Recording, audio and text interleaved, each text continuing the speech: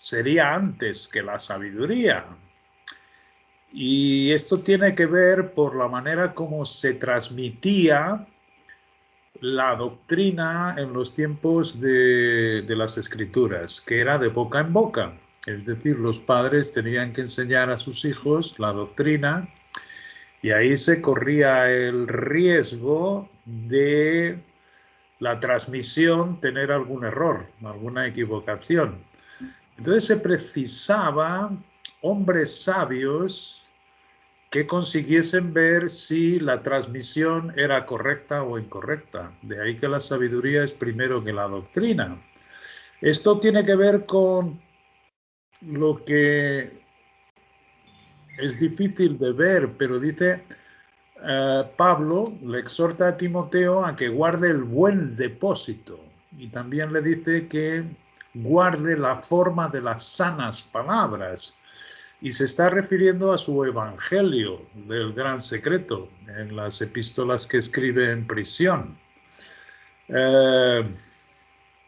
Lo que es hermoso es que ciertamente conociendo a nuestro Dios, otro versículo precioso que he leído hoy, que nunca lo había visto, es que dice que como la lluvia cae, goteará nuestro Dios su palabra. Y esto me hacía ver el Espíritu confirmándome esto que siempre decimos, la corta luz que nos va dando acerca de más y más información. Bueno, pues hay un versículo que dice eso mismo, que es como goteos, goteos de la lluvia cayendo sobre la hierba. Y corresponde con lo que dice la doctrina que es según la piedad. La doctrina del gran secreto tiene que ver con, es según la piedad, según la relación personal que tú mantienes con Dios, vas adquiriendo más y más conocimiento de ese gran secreto.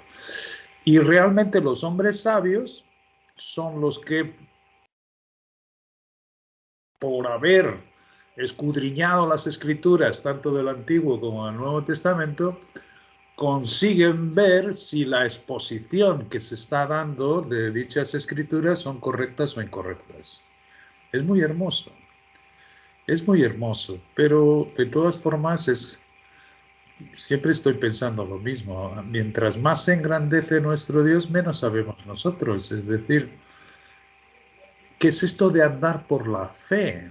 Fíjate, andamos por la fe viviendo una realidad que es futura, pero nos adscribimos hoy sus beneficios y esto lo que hacemos es estar preparándonos para la vida que vamos a disfrutar. Pero en este cortito entendimiento que tenemos, porque es muy corto. O sea, yo le decía al Espíritu, Padre, es genial porque cada día te conocemos más, cada día vemos cómo tu palabra es perfecta, cómo se va a cumplir absolutamente todo lo que nos has dicho. Sin embargo, siempre tengo un pensamiento en mi corazón. Cuando yo estaba en el ministerio del camino, yo estaba absolutamente seguro que esa era la voluntad de Dios. De manera que solo descanso en que Él me ha puesto el querer como el hacer pidiéndole su sabiduría. Y Él dice que ninguno que le pida pan nos va a dar Él una piedra. Y nos va a dar el espíritu que nos va a dar esa comprensión. Pero es muy importante guardar la humildad, porque el propio espíritu en esta guía que nos va dando, no estamos tan sumamente convencidos como cuando estábamos en el camino, que pensábamos que éramos los únicos que tenían la verdad y la palabra correctamente dividida. No, lo que yo veo es que aquí el conocimiento es progresivo debido a ese goteo que él va haciendo de sus escrituras y dándonos más y más y más información, pero lo que sucede es que se engrandece demasiado él. Porque él me decía, no tengas duda ninguna que el día que veas cara a cara pues va a ser muy superior a lo que podéis pensar hoy en día. De manera que hay una confirmación del Espíritu, aclarándonos, diciendo, no, no es la misma convicción que cuando tú estabas en el camino. Cuando tú estabas en el camino, todo lo demás era basura. Todo lo demás era, yo qué sé, tenían que convertirse a lo que tú les dijeses, porque eras el portavoz de la luz y todo eso ha caído en ti. O sea, yo he hecho con que tú veas toda tu debilidad, de ahí que sea tan necesario. Y ciertamente es lo que yo necesito para seguir goteando y dándote a conocer, conforme tu capacidad, más nada. Y me aquietaba mucho el espíritu, me decía, es cierto, o sea, ¿cómo es posible 40 años de cristiano y nunca veía crecimiento, nunca veía siempre un círculo vicioso, repitiéndome las mismas cosas, haciendo vanas repeticiones? Y, y no, no, hoy en día permito y le pido al Padre que se muestre cada vez más Él. Y mientras eso sucede, pues lo que va ocurriendo es que nosotros eh, vamos, vamos siendo los niños. O sea, qué bonito esto, ¿no? Cómo es que las escrituras tienen eso mismo. Si no os hacéis como los niños, no entraréis en el reino de los cielos. Sin embargo, el apóstol nuestro siempre nos pide que vayamos a madurez. Si somos críticos, aquí solo hay contradicciones. No, y es que hay cualidades de los niños que son necesarias para seguir teniendo este crecimiento a madurez. Y de hecho el niño está vacío en sí mismo, que es lo que ha hecho de nosotros el espíritu. Nosotros, o sea, suponer que lo sabemos, lo que supone realmente es que no sabemos nada como conviene. Esto es, y es hermoso, es muy bonito porque tiene mucho que ver con ese vivir por la fe. Y vamos sustanciando, que es la traducción inglesa, vamos de algunas versiones, dicen sustanciando las cosas que no se ven. O sea, son hechas una sustancia en nosotros. ¿Significa esto que no pasamos por el valle de lágrimas? No, al contrario. Pero vamos entendiendo para qué vale, para qué es provechoso, cómo se necesita. Es otra de las cosas que he escrito esta semana y quiero que el Padre siga goteando su sabiduría. La cantidad de veces que habla acerca de participar en los padecimientos de Cristo. O cuando dice el apóstol que eh, me gozo en los padecimientos que faltan por vosotros, Cristo. Tú dices, ¿qué puede ser esto? ¿Y cómo es? Que participar en los padecimientos de Cristo, participar. Bueno, pues lo que es escrito esta semana y que me encantó es que no podemos hacer ese paso, digamos, por el valle de sombras que pasamos sin el poder de la resurrección. O sea, es imposible la participación de sus padecimientos.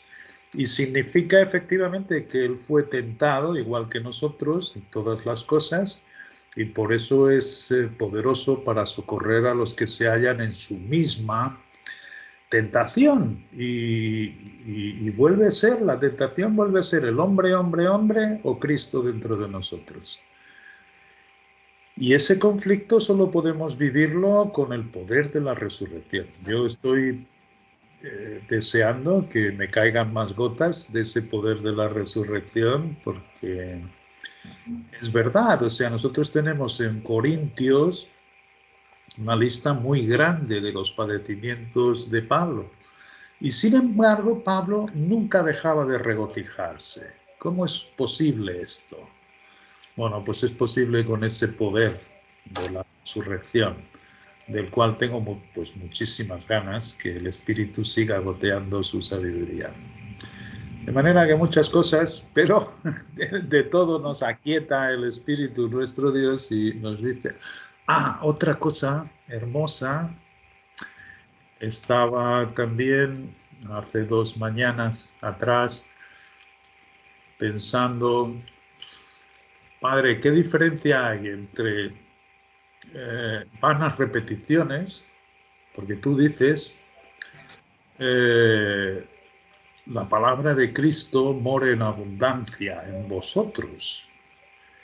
Y es verdad que esa palabra aquieta nuestros corazones, pero si hacemos, es decir, tiene que ver con, yo ya os lo he dicho muchas veces, antes de conocer todas estas cosas, pues había algunas tribulaciones o angustias, tienen algunas diferencias que también las he escrito esta semana. En ellas me sanaba el espíritu, me daba una cierta consolación muy grande. Y yo pensaba que era por haber practicado algún principio en la palabra y que a eso me debía aferrar. Y entonces, como que quería mantener esa situación por haber hecho algo bueno y por lo cual el Espíritu me había dado ese consuelo. Y la palabra era como el agua que se iba de las manos. Era, mientras yo más quería apretarla, más se iba de las manos. Bueno, pues le preguntaba al Espíritu, o sea, ¿cuál es la diferencia? Porque yo quiero esa palabra de Cristo morando en abundancia en mi vida y la diferencia con las vanas repeticiones. Porque tú no quieres que yo me repita la palabra como si eso fuese a mudar mi corazón de carne, el cual nunca se puede modificar. Y algo he visto de que la palabra de Cristo funciona de fuera para adentro. Es decir, claro que tú tienes que tener la predisposición, pero esa palabra es fresca si viene por inspiración y no por repetición. De ahí que sea una conjugación de las dos cosas, tu entendimiento, pero sobre todo, otra vez vuelvo al poder que nos viene de lo alto, al poder que nos viene y que toca nuestro espíritu y que efectivamente conoce nuestros pensamientos. Entonces es muy hermoso porque nos vuelve a dejar descansados. Nosotros no tenemos que repetirnos constantemente la palabra como lo hacíamos antiguamente. Sin embargo, aquel conocimiento, si es fresco de lo alto y vemos esa labor del Espíritu dentro de nosotros, bueno, pues parece que no tiene grandes cambios con las vanas repeticiones, pero tiene. Es como lo que Dios nos dice que Él abomina que nosotros echemos a Dios a nuestras espaldas, que lo carguemos a Él. Y nosotros tenemos que vernos exactamente lo contrario. Es Dios el que nos carga a nosotros. Él es el que nos lleva a nosotros.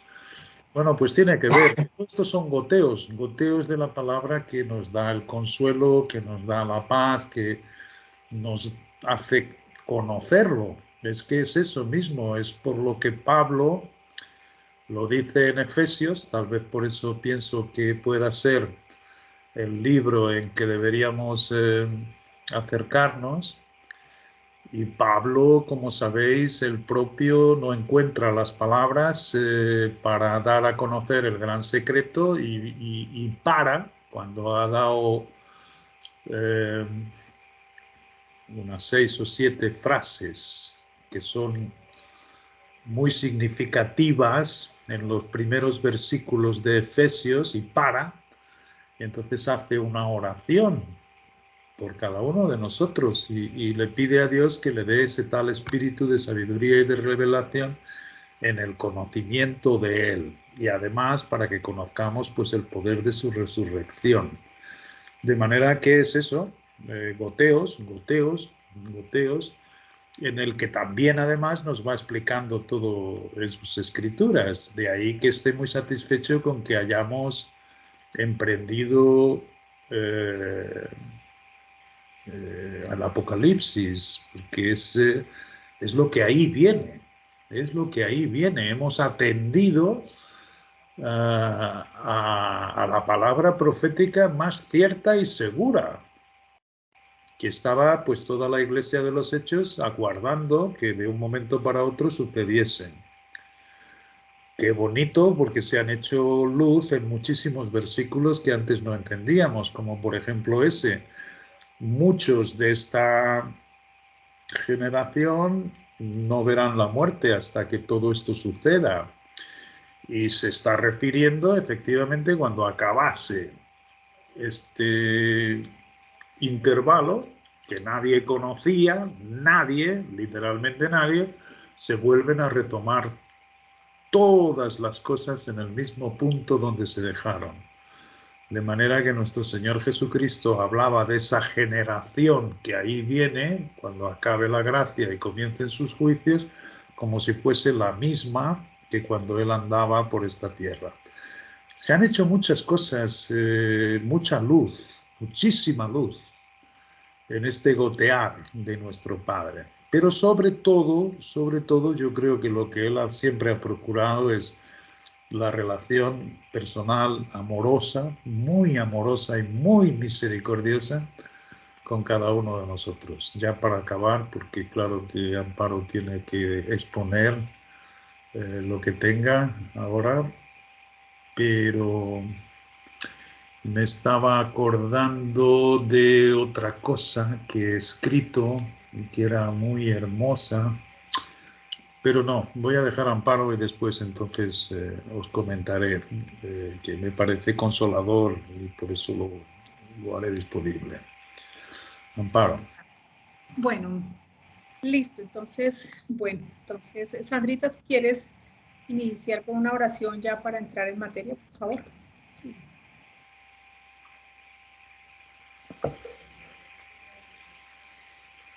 Bien, damos como siempre infinitas gracias, Padre, por este maravilloso día.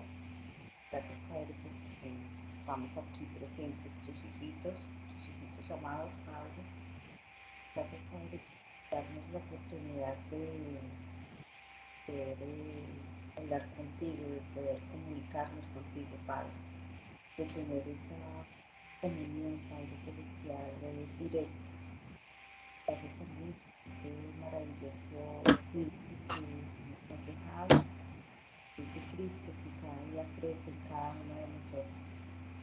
Te damos gracias, Padre, porque en este momento podemos verdaderamente leer ese libro de Apocalipsis y retenerlo así como tú nos lo has mostrado a través de estos grandes hombres y mujeres, especialmente por la vida de Amparito, que ha abierto siempre su corazón y ha estado disponible, Padre, para que tú le des todo el conocimiento sobre este libro tan maravilloso, Padre. Te agradecemos también, Padre, por cada una de las personas que estamos aquí, por las vidas de cada uno de ellos y también por aquellas personas que no se han podido conectar, Padre, pero que en su corazón tienen siempre, Padre, el cuerpo ahí presente. Y gracias, Padre, porque sabemos que tú poco a poco nos vas dando la luz que necesitamos y solo tú sabes, Padre, de ese crecimiento que cada uno de nosotros debemos tener. Gracias te doy infinitamente y también porque sé en este momento y estoy totalmente segura que esa relación es única y exclusivamente con cada uno de nosotros, Padre, y eso para mí es algo maravilloso. Gracias, amadísimo Dios, por esta enseñanza que vamos a recibir y te doy gracias en el nombre poderoso de nuestro amado Señor Cristo Jesús. Amén. Amén. Gracias, Sandrita. ¿Me están escuchando? Sí, muy bien. Entonces, bueno, muy bien. ¿Y se está viendo? Sí. Ok, bueno, ya lo logramos. Gracias. Listo. Entonces vamos a retroalimentar muy bien. En la última clase terminamos con esta parte de Apocalipsis 20 que nos hacía falta. Y dice, y vi un gran trono blanco y al que estaba sentado en él, de delante del cual huyeron la tierra y el cielo, y ningún lugar se encontró para ellos. Y vi los muertos, grandes y pequeños, de pie ante Dios, y los libros fueron abiertos, y otro libro fue abierto, el cual es el libro de la vida. Y fueron juzgados los muertos por las cosas que estaban escritas en los libros según sus obras. Y el mar entregó los muertos que había en él, y la muerte y el Hades entregaron los muertos que había en ellos, y fueron juzgados cada uno según sus obras. Y la muerte y el Hades fueron lanzados al lago de fuego. Esta es la segunda muerte, la muerte segunda. Y el que no se halló inscrito en el libro de la vida fue lanzado al lago de fuego. Bien, entonces, pequeñas ideas para poder conectar con el siguiente capítulo. Bien, en el día del juicio de los otros muertos, recordemos todos aquellos hombres que, nacidos de mujer desde Adán, dice que habrá justicia según lo que recibieron, según su administración, es decir, según su tiempo de vida en el que estuvieron, y la verdad que conocieron. Cada hombre será juzgado por sus obras que haya hecho. Esa es una parte. Y además, lo que hubieran hecho si hubiesen tenido la oportunidad, por las circunstancias, de recibir la palabra. Entonces, estas serán las dos formas en que ellos van a ser juzgados por sus obras. Esta es la última compañía salva. De todas las compañías que hemos visto a través de este Apocalipsis, esta es la última. El juicio por sus obras será para ellos su bema. Allí recibirán premios y pérdidas. Pero recordemos que de ninguna manera, ninguno de los que sea juzgado por las obras, a menos que no se encuentre su nombre en el libro de la vida, va a recibir condenación. De resto, la mayor cantidad van a pasar. Pasarán luego de que la muerte y el Hades sean lanzados al lago de fuego con su premio o su pérdida al estado eterno. Entonces, este es el juicio que ellos van a recibir. Hablamos de algo bellísimo y es que, como lo decía Juan, nuestro Padre se engrandece porque Él es el único, justo, santo y bueno, ¿sí? Y no es para ningún juez humano posible tratar una causa de un hombre bajo el fundamento de lo que habría hecho, si hubiese tenido distintas y alteradas circunstancias. Sin embargo, aquel que se sienta sobre el gran trono blanco puede juzgar los secretos de los hombres. Esto engrandece a Dios delante de nuestros ojos, solamente Él. Bien, recordemos que ellos recibirán según lo que hayan recibido.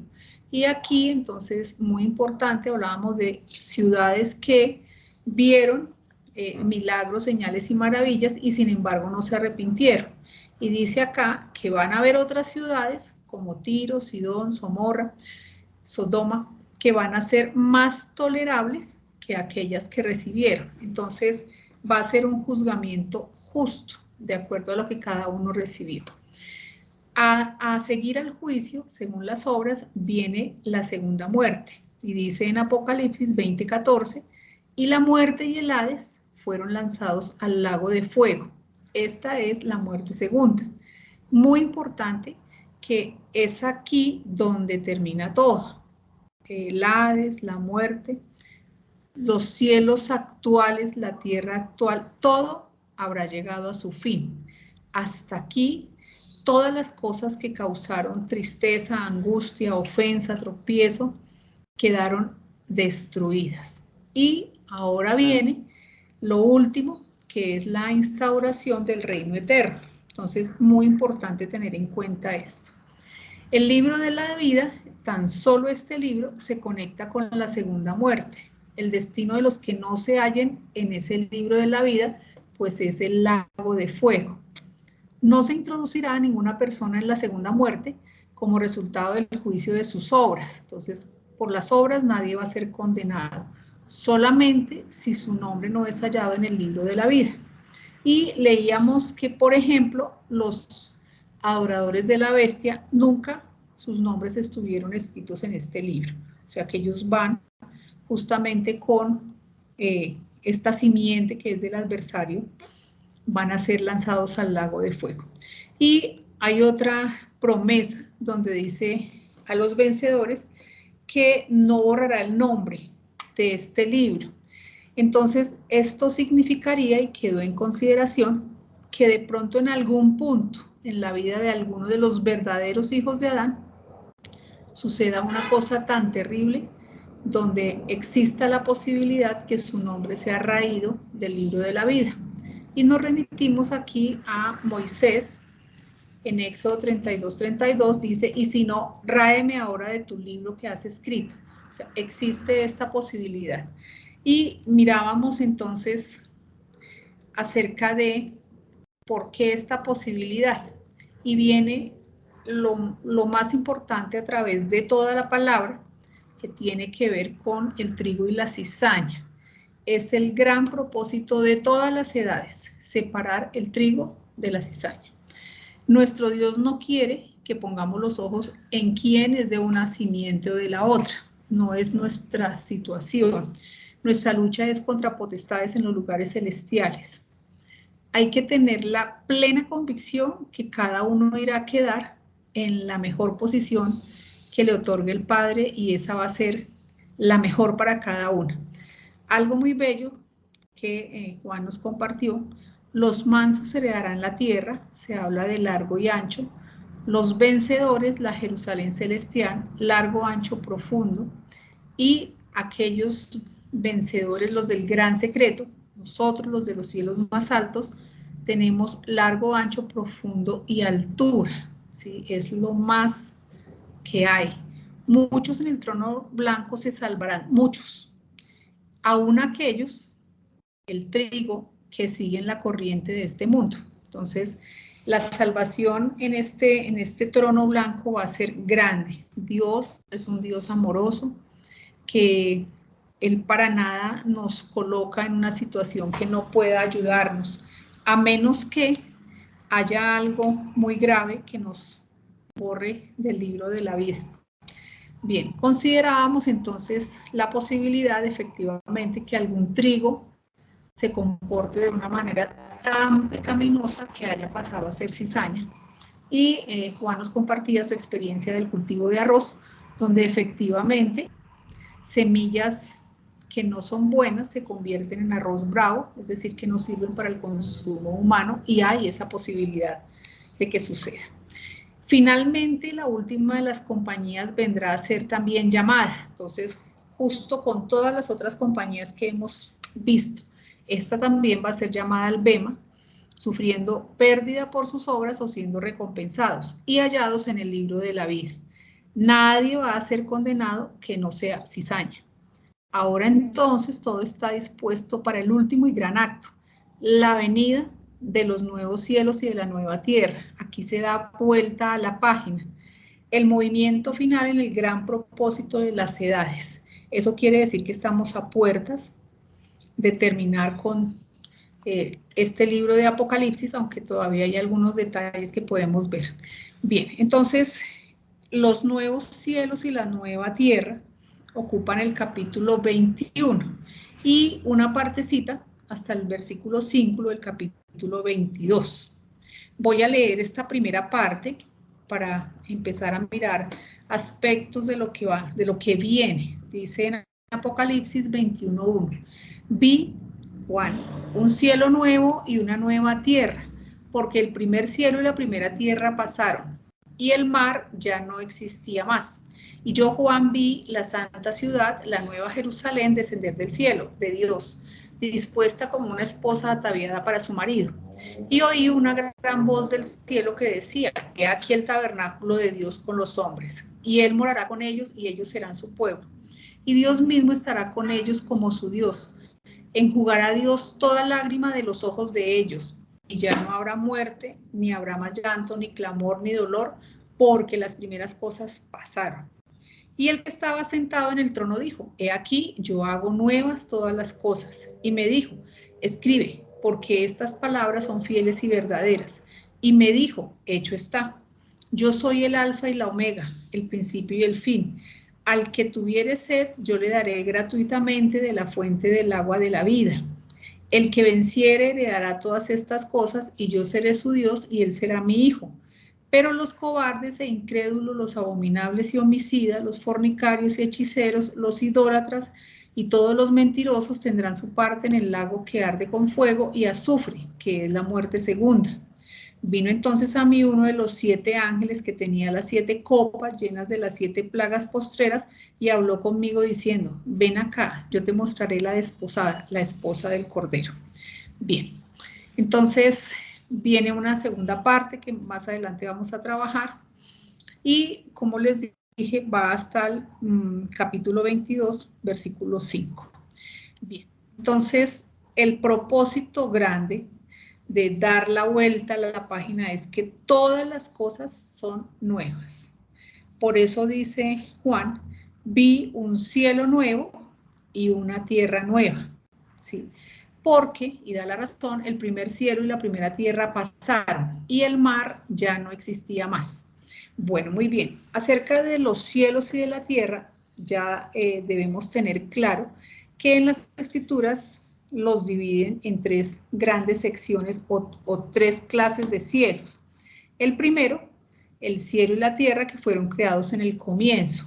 Recordemos que estos cielos, su característica, perfectos, equilibrados, en balance, como lo dice Génesis 1:1. En el principio creó Dios los cielos y la tierra. Entonces, estos son los primeros donde moraba esta perfección. Bien, tenemos los segundos cielos, que son los cielos y la tierra, que fueron creados durante los 6 días, los cuales existen ahora, o sea, son estos mismos. Dice en Génesis 1:3, son los de la restauración. Y dijo Dios: sea la luz, y fue la luz. Génesis 2:3, y bendijo Dios al día séptimo y lo santificó, porque en él reposó de toda la obra que había hecho en la creación. Segunda de Pedro 3:7, pero los cielos y la tierra que existen ahora están reservados por la misma palabra, guardados para el fuego en el día del juicio y de la perdición de los hombres impíos. Un factor constante a través de estos cielos, estos que están ahora presentes, es la presencia del pecado, por lo cual se hallan en operación los maravillosos propósitos de la gracia y de la redención de nuestro Padre. El último acto que pertenece a esta sección, como lo acabamos de leer, es el lanzamiento de la muerte y el Hades en el lago de fuego, y ello cierra estos segundos cielos y esta segunda tierra. Y ahora sí, vienen los nuevos.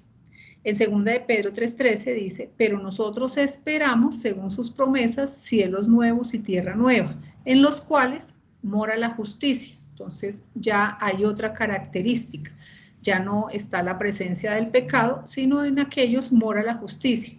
Y lo que estamos viendo aquí en Apocalipsis 21:1, vi un cielo nuevo y una tierra nueva, porque el primer cielo y la primera tierra pasaron y el mar ya no existía más.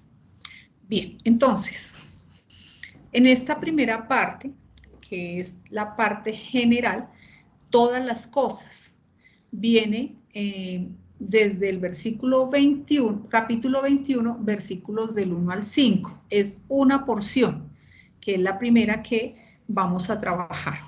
Y Charles hace el planteamiento, el esquema, de la siguiente forma.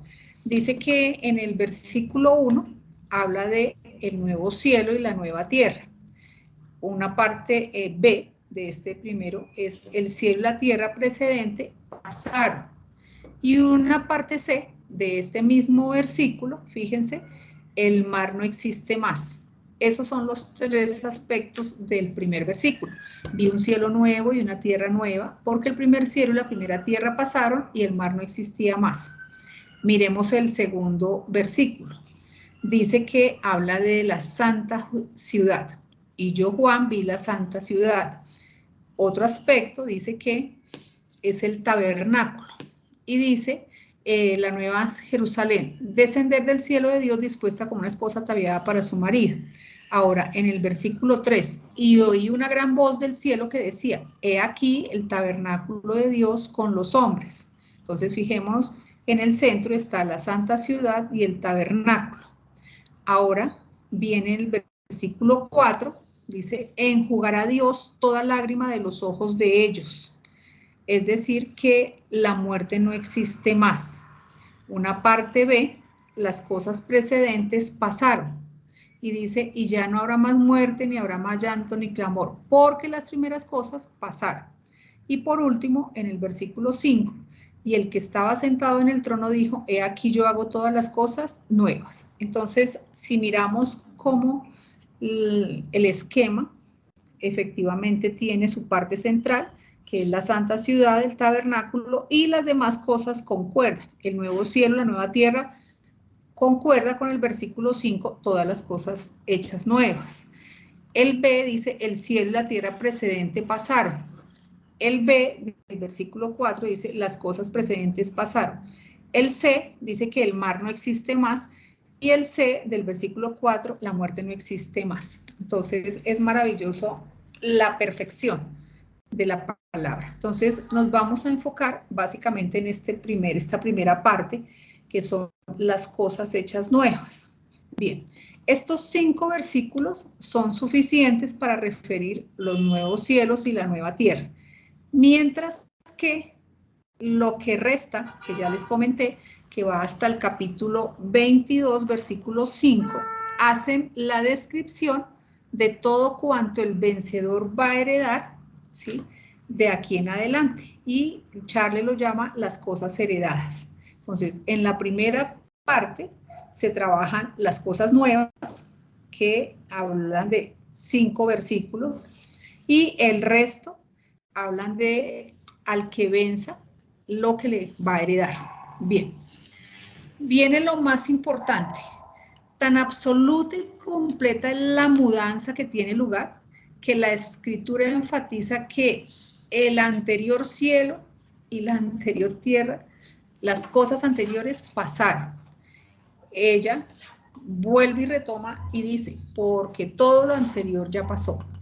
Aquí, como dice Isaías 65, 17, dice, porque aquí yo crearé nuevos cielos y nueva tierra, y de lo anterior no habrá memoria, ni más vendrá al pensamiento. O sea, ya nada de esto, de todas las cosas que ocurrieron acá, vamos a tener memoria.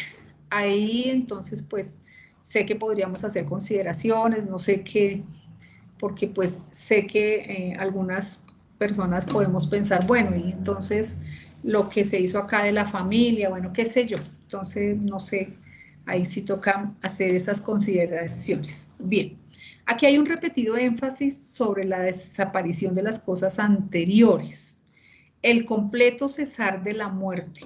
Viendo todo como está aquí, que la palabra insiste en que las cosas viejas pasaron, anteriores pasaron, es fácil creer que todo aquel que sea lanzado al lago de fuego venga a sufrir destrucción, es decir, que ya no habrá más memoria porque está en las cosas pasadas ni de la muerte, ni del Hades, ni del demonio, ni de Satanás, ni de todas las cosas, porque las cosas viejas quedaron atrás. Entonces, de alguna forma, Dios todo lo hace nuevo, con sus compañías ya, cada uno en su posición, donde vayamos a quedar, todo es hecho nuevo. Bien, Isaías menciona nuevos cielos y la nueva tierra en conexión con Israel y la Jerusalén de aquel día. De todas maneras, fijémonos que en lo nuevo, Dios sigue teniendo en cuenta su pueblo, porque ellos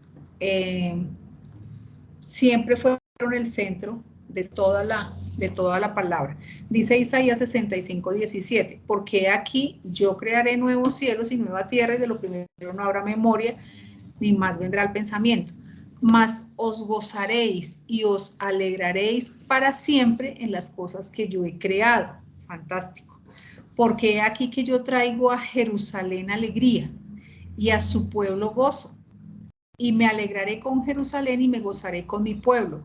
Y nunca más me oirán en ella voz, y nunca más se oirán en ella voz de lloro ni voz de clamor. Una gran promesa. Isaías 66, 22, porque como los cielos nuevos y la tierra nueva que yo hago permanecerán delante de mí, dice Jehová, así permanecerá vuestra descendencia y vuestro nombre. Entonces, en los nuevos cielos y en la nueva tierra no se introducirá a nadie que no permanezca en la novedad de vida que es Cristo. Es muy importante. Entonces, ya nada de lo anterior, cielos nuevos y tierra nueva. Bien, dentro de esta nueva creación, dice la palabra que ya no existirá más el mar, ¿sí? Y pues esto está en balance y en armonía con la declaración de que ya no habrá más muerte, ni pesar, ni clamor, ni dolor. ¿Por qué debería asociarse el mar con la muerte, con el clamor y el dolor? ¿Por qué ya no debe existir más este mar? Y la respuesta en consideración sería porque el mar aquí, como se muestra, se refiere al mismo abismo de Génesis 1:2.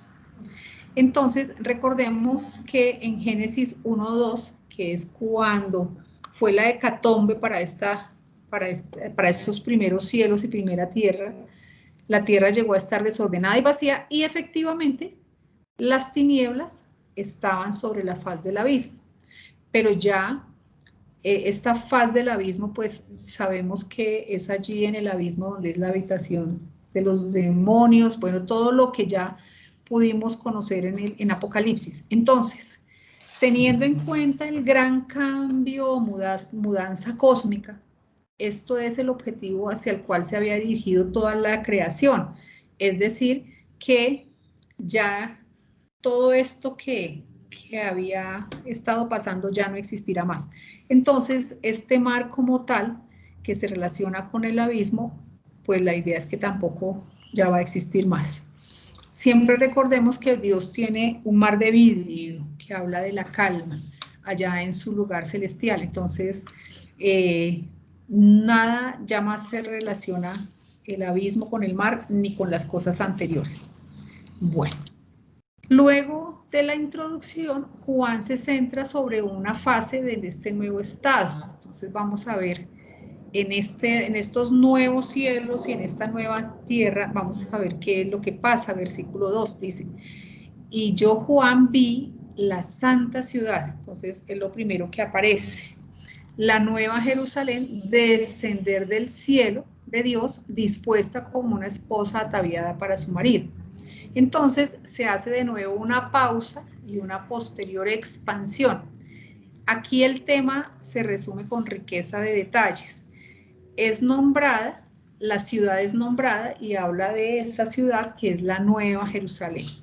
Es una ciudad que es localizada porque dice que está descendiendo venida del cielo. Y la ciudad es comparada con una esposa que está ataviada. Y aquí acaba la descripción. Cuando Juan vio la ciudad, además escuchó una gran voz proveniente del cielo. Apocalipsis 21:3. Y oí una gran voz del cielo que decía, he aquí el tabernáculo de Dios con los hombres, y él morará con ellos, y ellos serán su pueblo, y Dios mismo estará con ellos como Dios. Bien, este es un claro propósito de la nueva Jerusalén, de esta nueva ciudad. Ahora, realidad y verdad. Por fin se consolidó.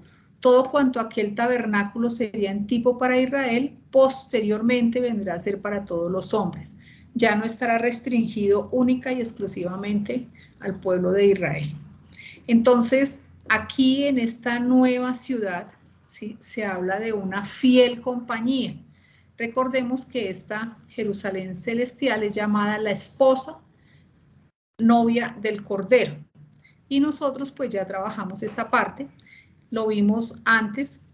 Vamos a mirar los versículos que hablan efectivamente de esta esposa, que es lo que Juan ve descendiendo, ¿sí?, de esos nuevos cielos y esa nueva tierra. Dice, yo Juan vi la santa ciudad, la nueva Jerusalén descender del cielo de Dios, dispuesta como una esposa ataviada para su marido.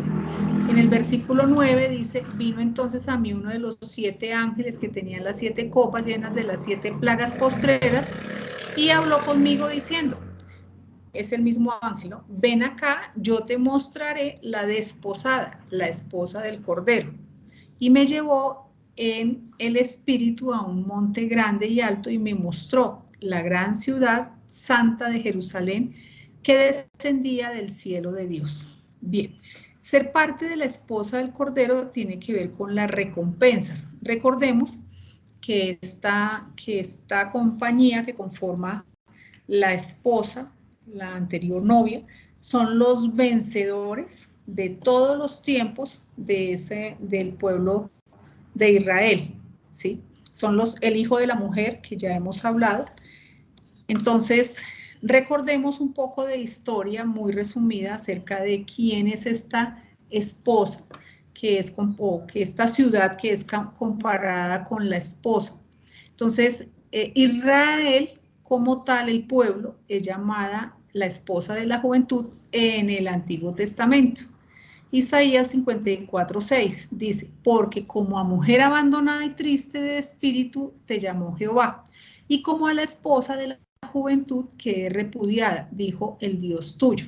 Entonces ya nosotros hemos visto que Israel efectivamente es llamada la esposa y además repudiada en el Antiguo Testamento. Pero recordemos que efectivamente esta esposa repudiada va a ser restaurada. Al final, Dios perdona, limpia su ciudad y la restaura. Oseas 2:18. En aquel tiempo haré para ti pacto con las bestias del campo, con las aves del cielo y con las serpientes de la tierra. Y quitaré de la tierra arco y espada y guerra, y te haré dormir segura. Y te desposaré conmigo para siempre. Te desposaré conmigo, y ahora miren las características. En justicia, juicio, benignidad y misericordia. Y te desposaré conmigo en fidelidad y conocerás a Jehová. Entonces, es muy importante diferenciar, que eso lo hicimos en aquel momento en el estudio, la compañía llamada la esposa de juventud, que es efectivamente el pueblo de Israel, una mujer abandonada y repudiada, con esta compañía, que es la compañía compuesta por los vencedores de todos los tiempos, llamada el hijo varón de la mujer. La esposa del Cordero no es la nación de Israel en otro tiempo divorciada y restaurada, sino una compañía de vencedores, un remanente que nunca conoció el divorcio, cuyo asiento de autoridad es la Jerusalén celestial. Todos aquellos vencedores que fueron más allá, que creyeron, que se vaciaron y permitieron ir más allá, ellos son los que componen el hijo varón de la mujer. Y son todos los que ya hemos visto, más los vencedores de Apocalipsis, los 144,000, etcétera, etcétera. Bien, una novia no es lo mismo que una esposa, una mujer casada. Y esto tiene que ver con los pasos del desposorio o compromiso. Recordemos que siempre ellos se prometían desde niños, vimos toda esa parte. Israel fue escogida por el padre, ¿sí? Es llamada la novia mientras llegan las bodas. Los vencedores, es decir, más adelante los vencedores que acepten el llamamiento, al principio pues fue escogida, pero más adelante serán las bodas. Las festividades que incluyen el banquete de bodas, vestidos de fiesta, serán durante el milenio, recordemos, todos los que entran al banquete, y al final se consumará el matrimonio. Entonces, todos estos pasos nosotros los hemos visto. Las dos compañías finalmente unidas como la novia, la esposa del Cordero, se puede estar seguro que Dios no ha mezclado sus metáforas ni las ha confundido. Dios, por un lado, no habla de poligamia ni tampoco habla de divorcio. Recordemos, aquí están los dos versículos, Apocalipsis 19:7, gocémonos y alegremos y démosle gloria porque han llegado las bodas del Cordero y su esposa, que es la palabra guné, la comprometida se ha preparado.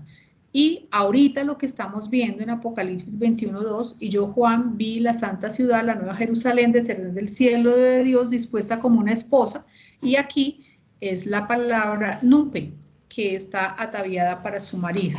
Entonces, la nación de Israel y el fiel remanente de Israel son dos distintas compañías.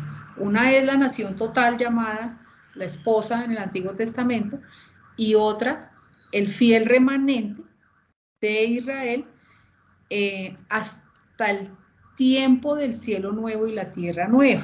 ¿Por qué son diferentes? Entonces, cuando se consuma el matrimonio, estos dos grupos redimidos pasarán a ser uno. Será cuando la nueva Jerusalén sea parte de la nueva tierra, pero ya todo hablando en los cielos nuevos y en la tierra nueva, donde ya todas las cosas viejas pasaron. Entonces, la Jerusalén que desciende va a ser una con en la Jerusalén, pero siempre pues va a estar claro por encima, ¿sí? Con la de la tierra. La redimida nación de Israel, cuya esperanza había sido siempre terrenal, se combina entonces con la celestial Israel de la nueva Jerusalén para formar una sola compañía en los cielos nuevos y la tierra nueva. De esta manera, la esposa de juventud, es decir, la prometida, y la desposada, es decir, el remanente elegido, la primera de Israel y luego de Israel, no conllevan poligamia por un lado ni divorcio por el otro. Así es como Juan finalmente ve la novia, la esposa del Cordero y los dos títulos puestos juntos. Así que efectivamente el compromiso fue desde el Antiguo Testamento, esta mujer fue restaurada y ahora sí la consumación del matrimonio será con este nuevo grupo que es el hijo varón de la mujer. Bien, entonces, hasta aquí, pues, viene toda esta primera parte de todo lo que viene ocurriendo, los cielos nuevos, la tierra nueva, ya no existirá más el mar, y lo primero que ve Juan es descender la nueva ciudad ataviada como una esposa. Luego dice en el versículo 3, y oí una gran voz del cielo que decía, he aquí el tabernáculo de Dios con los hombres, y él morará con ellos, y ellos serán su pueblo, y Dios mismo estará con ellos como su Dios. Esta bendición ahora es con los hombres. Fíjense que aquí lo dice, que he aquí el tabernáculo de Dios con los hombres. Recordemos que antes este tabernáculo había sido específicamente para Israel, y él morará con ellos, y ellos serán su pueblo, y Dios mismo estará con ellos como su Dios. Entonces, ya no se limita solo a Israel. Aquí ahora hay un cambio de administración. Ahora son todos los hombres de la nueva tierra los destinatarios de estas maravillosas bendiciones, es decir, en el estado eterno.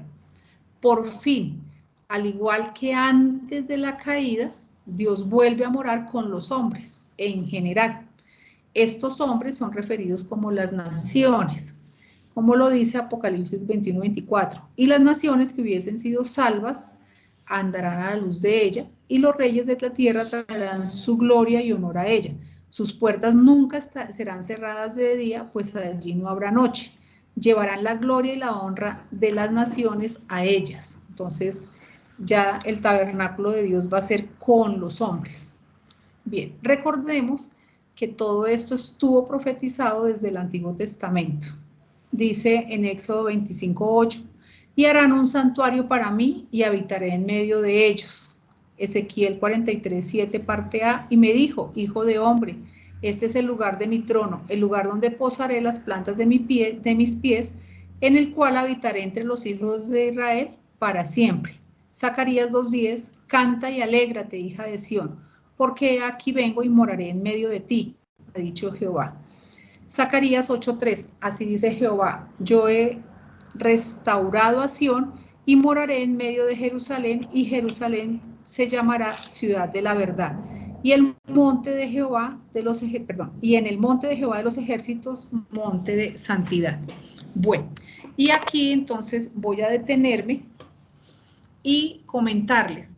Nosotros en cierta forma llegamos al estudio también de Apocalipsis, porque nosotros veníamos viendo los tabernáculos, empezando por el tabernáculo celestial, luego vimos que el cosmos es un mismo tabernáculo, luego vimos el primer tabernáculo, que vamos a ver algo maravilloso, y es que este es el último. Luego vimos el tabernáculo de los primeros cielos y la primera tierra perfecta, que era donde moraba el querubín. luego vimos el tabernáculo de Moisés, luego vimos el templo de Salomón, o sea, el que vino ahí, y estuvimos trabajando algo para llegar a este punto, a que finalmente Dios morará en medio de los hombres. Entonces, bueno, esto es lo que viene para que el tema no se nos hubiese quedado cortado. Aquí entonces terminaría este tema también de los tabernáculos. Bendiciones. Juan. Sí, Amparo. Oh, qué cosas, es qué belleza, qué hermosura escuchar estos relatos. Estoy encantado con esto de que lo primero que nos pide Padre es sabiduría. A medida que vamos escuchando el relato, vamos viendo la fidelidad del miembro que ha ido exponiendo todas estas cosas, aunque como digo, yo entiendo perfectamente que sea pues una información muy concentrada y que estará mucho más abierta para todos los que tengan el espíritu de los de Berea. Y ese deseo pues lo pone también el espíritu, así el querer como el hacer. Qué hermoso que nosotros ahora no es por nuestras obras, no es por escudriñar con hierro y fuego la palabra, no, sino que hay un deseo que va entrando naturalmente en nuestro Cristo por conocerlo y por conocer todas estas cosas. Es que fijaros qué bonito. Ayer había terminado de leer las epístolas en prisión y me puse entonces a leer Hebreos. Y es precioso porque me enseñó el Espíritu lo mismo que ya nos había dicho antes. La Biblia no está escrita para todos los hombres. ¿Por qué? Porque no todos los hombres van a las Escrituras y nuestro Dios lo sabía. Por eso es que hay compañías, congregaciones, y lo que hace siempre nuestro Padre es llamar la atención de cada compañía, de cada congregación, para que no pierda su premio. Ya hemos dicho con mucha claridad que la salvación es mucho más grande de lo que nos han explicado los hombres. Todavía hoy recibo correspondencia de creyentes hermanos de tiempos antiguos que ahora militan en otras denominaciones y no paran sus amenazas, están siempre amenazando. Que Dios escribe mucha condenación para los hombres, hablan del reino de justicia, pero ellos se ocupan mucho en condenar. Los que no adhieran a lo que ellos están exponiendo, ciertamente nuestro Dios dice que los condenará. Bueno, pues en Primera de Timoteo está tan claro que tiene que ver. Primera de Timoteo fue escrito se piensa que fueron 2 años en que el primer encarcelamiento de Pablo en Roma fue libre de sus acusaciones y después, como digo, 2 años después, Nerón quemó la ciudad y le echó la culpa a los cristianos. Y ciertamente hubo una gran persecución en donde volvieron a encarcelar a Pablo, y ahí es donde escribe la última epístola, la segunda de Timoteo, pero la primera, él estaba libre y estuvo libre en esos 2 años de intervalo, preparando y organizando lo que sería la iglesia del cuerpo. Pero él avisa a Timoteo que llegaría un tiempo en que no se sufriría la sana doctrina. Y ese es el tiempo en que nosotros estamos viviendo. O sea, la gente no va a procurar a la palabra, sino que amontonan sus maestros conforme a lo que cada uno quiere escuchar, como está escrito en la palabra. Pero en Timoteo, en la primera epístola, cuando estaba tratando de organizar a los creyentes que se estaban sumando a la congregación del gran secreto, él dice que en los postreros tiempos pues habría algunos que apostatarían de la fe, capítulo 4, versículo 1, escuchando a espíritus engañadores y a doctrina de demonios, pero no las escrituras. Las escrituras, por tanto, están escritas para aquellos que procuran conocer a Dios. Y ahí es donde se hace muy grande nuestro Padre, lleno de detalles, lleno de riquezas espirituales que tiene que Él gotear a los que se acercan y a los que procuran con humildad sus palabras inspiradas. Bueno, pues lo que Él dice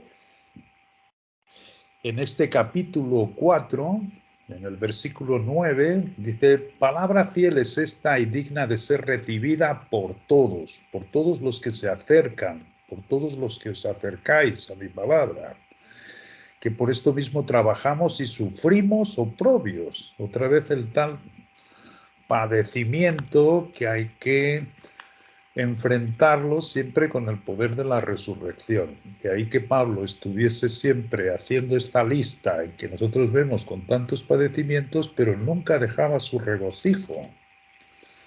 Él no mandaba a nadie aquello que no hiciese. Que nos exhorta: regocijaos en el Señor siempre. Otra vez os digo, regocijaos. Qué bonito, y en muchas partes de sus escrituras nos lo manda. ¿Cómo vamos a juntar estas dos cosas? Y ciertamente se va haciendo por experiencia personal, ver que pasamos por el valle de lágrimas, pero que al mismo tiempo quien realmente nos lleva a cuestas es nuestro Señor y Dios Jesucristo. De ahí que el regocijo viene sabiendo que Él pasa con nosotros por todas las circunstancias donde nos encontremos, cualquier una.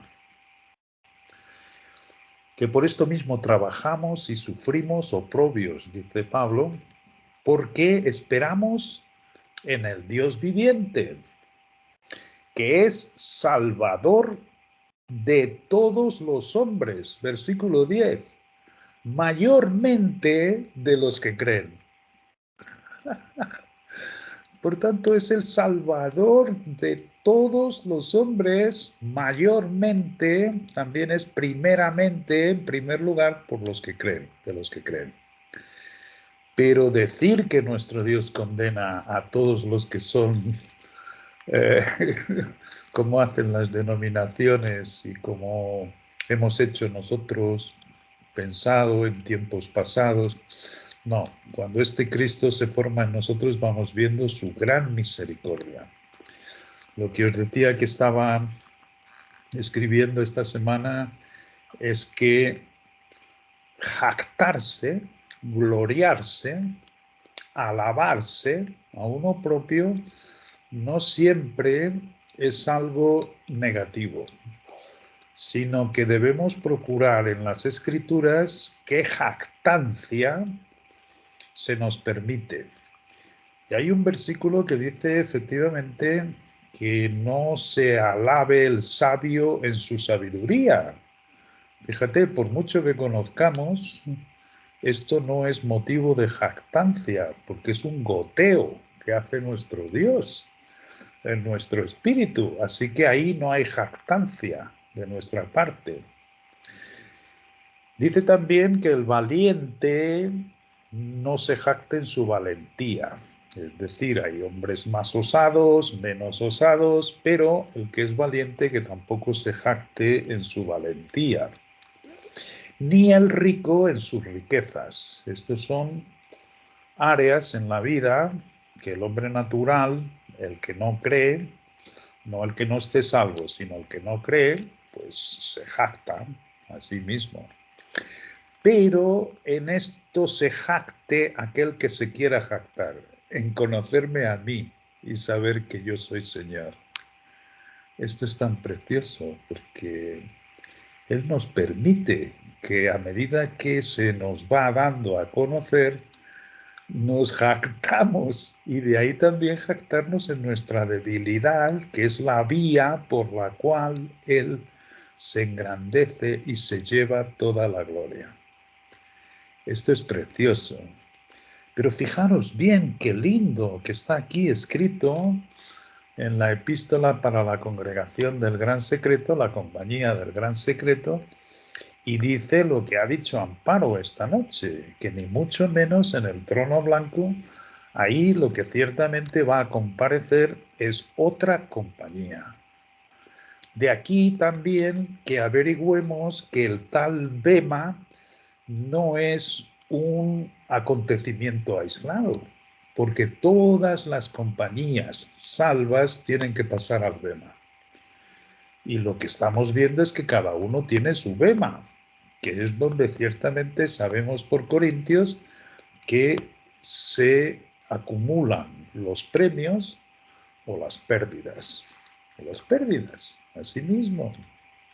Y es genial porque ayer, como os digo, después de haber acabado las epístolas, siempre le pregunto cuál es el primer deseo para antes de dormir, hacer una lectura, porque es un tiempo personal. No quiero decir que esto lo tengáis que imitar. Cada uno tiene su forma con nuestro Dios de andar, pero a mí es algo que me deleita irme a descansar con alguna lectura. Porque el tiempo en que estoy medio dormido, medio despierto, es muy agradable ver las cosas que el Espíritu nos va enseñando. Entonces ayer que me puse con Hebreos, ha sido tal vez el momento en que el Espíritu me ha dado más comprensión de este libro y que me ha vuelto a repetir algo que es como un goteo, fijaros bien, como un goteo, o sea, si cae una gota en el suelo, normalmente no vemos diferencias ningunas. Sin embargo, el goteo continuo hace con que todo se quede húmedo. Y cuando cae en la hierba y cae en la tierra buena, eso a su tiempo produce su fruto. Entonces, nuestra labor ciertamente es, conforme a la capacidad de cada uno, acercarse en el espíritu a las escrituras para ver cómo le gotea a Dios en su entendimiento. Podemos leer efectivamente sin entender todo lo que vamos leyendo, pero es cierto que ese gotear va produciendo cada vez más esa luz que procuramos de nuestro Padre. Entonces, como digo, ayer fue la primera vez que he visto mucha luz en lo que antes ya nos había explicado de que las escrituras no están escritas para todos los hombres. Es igual que el llamamiento a Israel. Por supuesto que es para todos, pero nuestro Dios sabía que habría un remanente fiel, el cual conseguiría el título de esposa.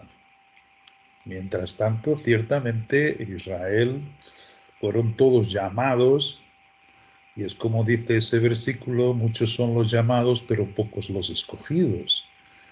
No es porque hayan sido escogidos de nuestro Dios y hicieras lo que hicieras, no irías nunca a pertenecer si Dios no te hubiese escogido. No, ya hemos hablado sobre eso. No, todos los hombres se pueden, como nosotros, pues acercar a las Escrituras para ver si estas cosas son así.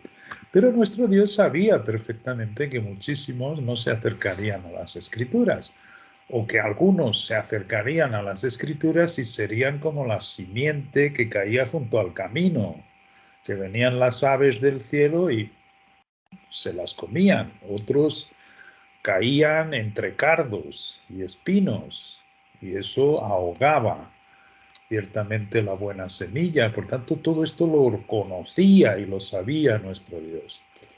Y de ahí que a los que perseveran, ciertamente andando en el Espíritu, vuelvo siempre a decir lo mismo y cada vez se me hace más claro, todo en el Espíritu es lo que nos va dando más luz, es Él se va dando a conocer. Él es el que se nos va dando a conocer. Entonces ayer, explicándome el Espíritu, fue un versículo que me dijo efectivamente para quién está escrito Hebreos.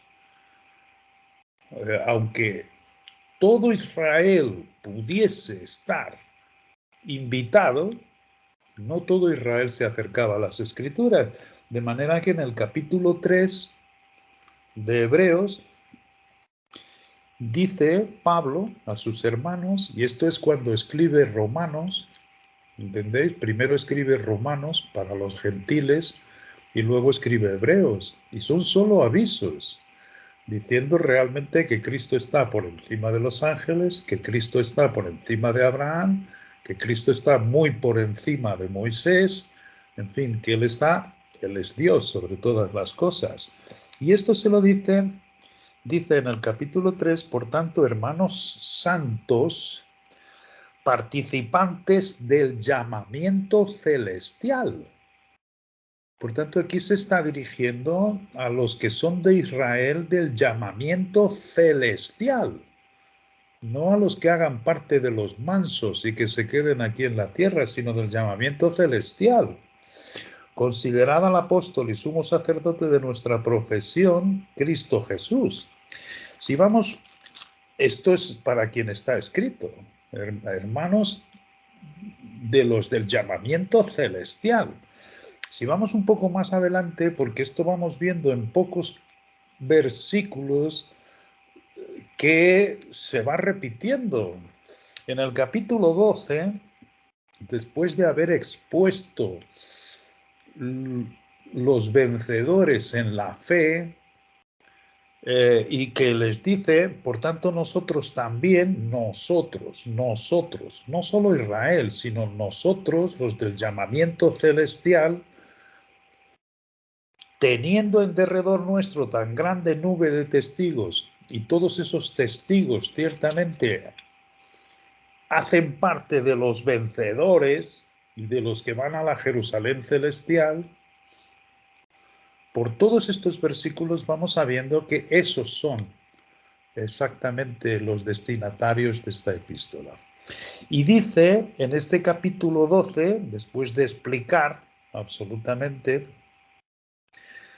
y cómo les llama la atención para que ganen su premio, dice en el versículo 18, explicando antes cómo Esaú había perdido todas las bendiciones de su primogenitura, y acordaros que esta es la congregación de los primogénitos del Hijo, como ha explicado Amparo, y que hemos visto que también se llaman en el Apocalipsis.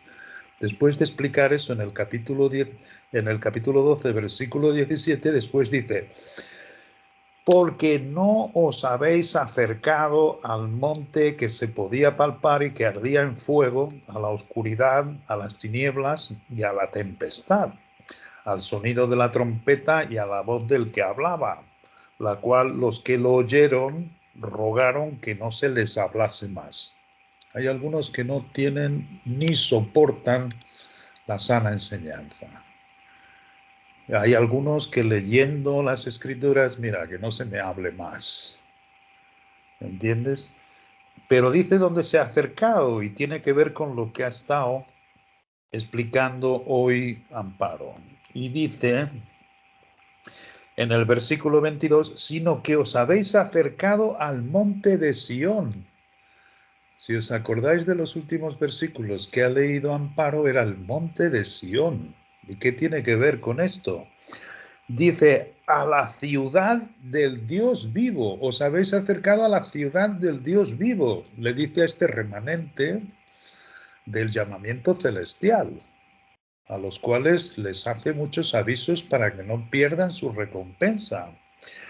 A Jerusalén, la celestial, a la compañía de muchos millares de ángeles. Por tanto, esta es otra información de la Jerusalén celestial, que es la perla.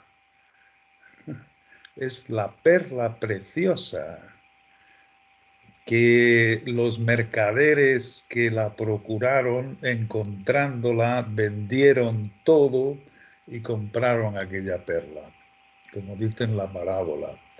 Y si vemos la descripción de la Jerusalén celestial, sus 12 puertas son perlas.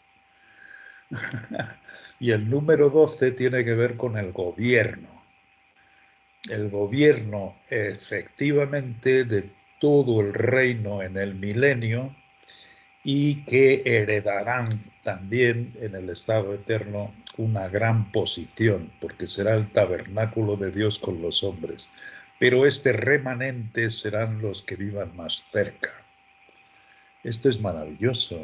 Fijaros qué cosa tan maravillosa y qué recompensa tan enorme tendrán aquellos decapitados, tendrán aquellos 144.000 también del Apocalipsis, tendrán también aquellos 7.000 que no doblaron sus rodillas a Baal y todo el remanente que nuestro Dios conoce y que tienen este llamamiento celestial. ¿Está escrito esto en la palabra para todo Israel y para todos los hombres? Claro que sí. Pero muchos ven la bocina y ven la trompeta y ven las cosas que van a suceder y no quiere que se les hable más sobre ellas. Y nuestro Dios los conoce. ¿No son salvos? Claro que son salvos. Salvador es de todos los hombres, mayormente de los que creen. Por tanto, mayormente en las Escrituras están escondidos verdaderos tesoros de la sabiduría. Y ese tesoro y esa sabiduría es el conocimiento de nuestro Dios. ¿Cómo se puede alcanzar ese conocimiento? Nada tiene que ver con la capacidad que cada uno tiene conforme a su hombre natural, ni por su sabiduría, ni por su valentía, ni por sus riquezas. No, ciertamente aquel que reconoce su total y absoluta debilidad y el amor y la misericordia que nuestro Dios ha tenido. Yo creo que estos, como ya no tenían sitio ninguno donde caerse muertos, han dicho, pues yo me quedo a tu sombra, que alguna cosa me caerá, alguna migaja me caerá de tu mesa, igual que se pueden alimentar los perrillos. Y qué maravilloso, porque cuando nuestro Padre nos mostró esta actitud que Él requiere continuamente, es la verdadera humildad, es el reconocimiento interno de que nada merecíamos, entonces es cuando Él abre sus brazos y te dice, hijo mío, hija mía, para ti tengo preparado los mayores banquetes, las cosas que nunca han entrado en el corazón de hombre alguno. Y ahí todo lo que leemos en las Escrituras ciertamente son avisos, pero avisos para que no perdamos el banquete, porque esto tiene que ver con la eternidad. No solo lo que Y fíjate qué bonito, cómo coincide todo, los que entren al banquete. Es decir, muchos no perderán su esperanza. Si ellos se han ido a dormir en Cristo, si han mantenido su esperanza, todos estos van a salir en la primera resurrección. Y la primera me refiero a la de su venida. Sin embargo, sabemos que del número de los que aparecen ahí y que se han ido a morir, a dormir en Cristo, hay muchos que recibirán una recompensa y muchos que no entrarán en el banquete. Y es hermosísimo porque ahora entendemos cómo se llama la novia y cómo el banquete dura los 1000 años. Y estos 1000 años es una sombra de lo que va a suceder cuando el Hijo termine su programa de redención.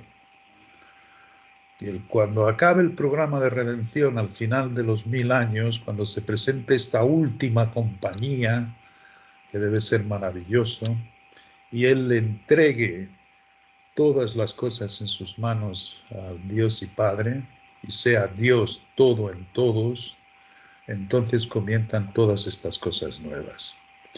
Y a mí solo se me ocurre, cuando estaba leyendo Amparo, que aquí en Hebreos dice ahí, no habrá memoria de las cosas primeras, por tanto no habrá memoria de las cosas actuales.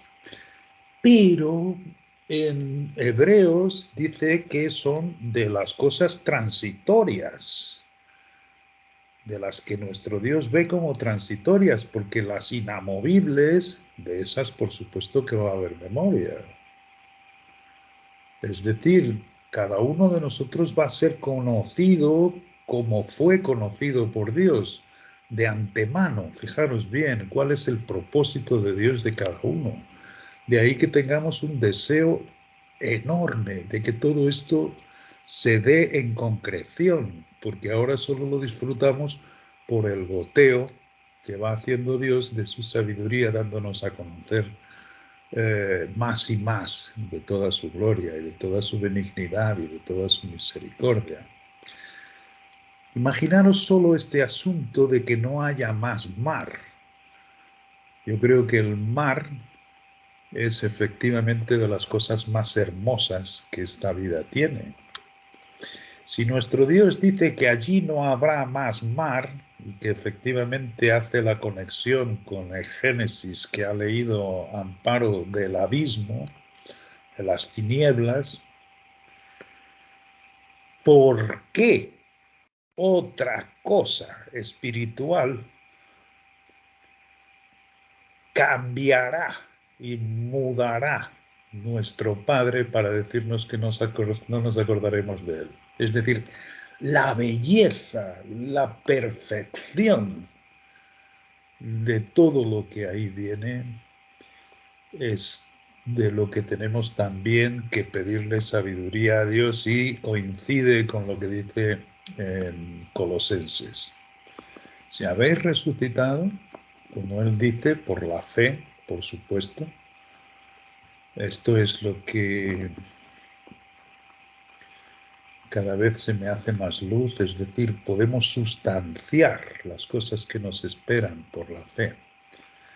Pero él dice, si habéis resucitado, y lo podemos sustanciar, porque ya estamos sentados en los lugares celestiales, todos los que fuimos escogidos desde antes de la fundación del mundo, buscad las cosas de arriba.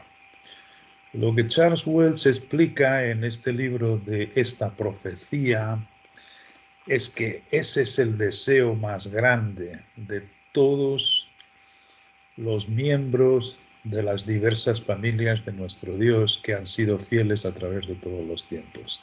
Ese momento. Fijaros, ni tan siquiera la segunda venida, que yo para mí diría, esto sería lo más deseable, la segunda venida. ¿Por qué? Porque es cuando nosotros somos transformados. Fijaros qué la salvación va siendo progresiva. Nuestro Dios y Señor Jesucristo es la primicia. Y después vienen todas las compañías que Él ha ido salvando y quitándosela de sus manos al adversario para entregárselas a nuestro Dios. Pues en esa salvación progresiva, que Él es el primogénito de entre los muertos, después viene la de su cuerpo, que somos nosotros. Después entonces los de la Jerusalén celestial. Después entonces los mansos de la tierra. Y por último, aquella otra gran compañía, ciertamente, de los que por su circunstancia no han vivido por la fe, sino por sus obras. Esto es maravilloso. Pero los que esperamos, como digo, este primer movimiento que es la epifanía, debería ser ese el movimiento que más desearíamos que sucediese, y es.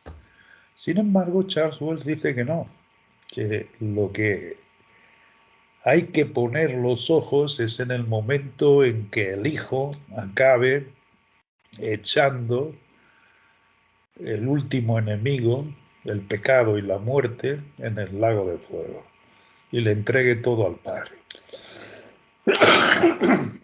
Porque ese es el estado eterno. Y lo que es cierto es, si ya estas cosas que son y están llenas de tantísimos detalles y hay que perseverar, esperar el goteo de nuestro Padre, ir leyendo, es cierto que se va haciendo la espada, va separando las cosas, pero a un goteo en que hay ciertamente que perseverar, y esto es en lo que nos manda nuestro Dios.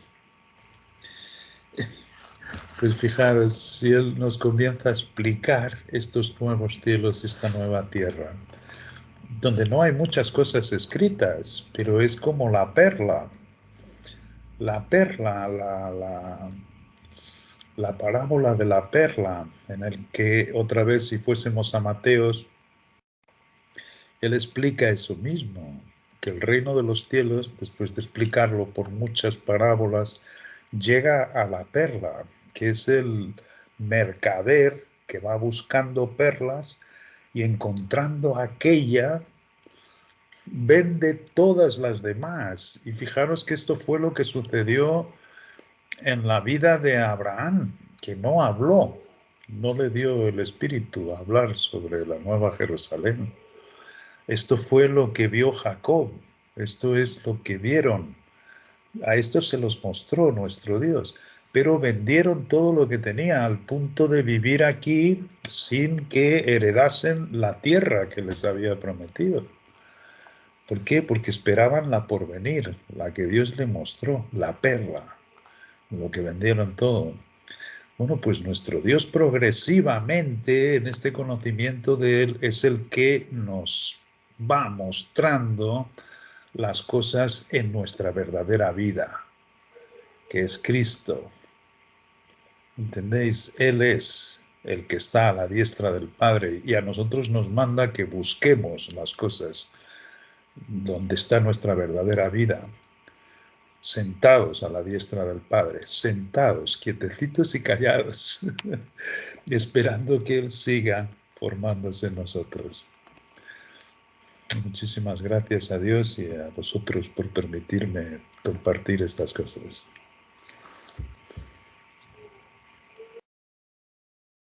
Bueno, excelente, Juan. Me gusta lo de calladitos, sí.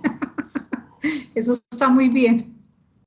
Bueno, muy bien. Entonces, ¿Te gusta qué? una Perdón. bendición poder escuchar. Que me gusta escucharlo de bien calladitos, sentados en los lugares celestiales, calladitos. Bueno, muy bien. Entonces, todas estas cosas maravillosas que vamos viendo. Yo creería que el jueves nos encontramos, Juan, a las 6. ¿Sí? Sandrita, yo. Entonces, cordialmente invitados el jueves a las 6, los que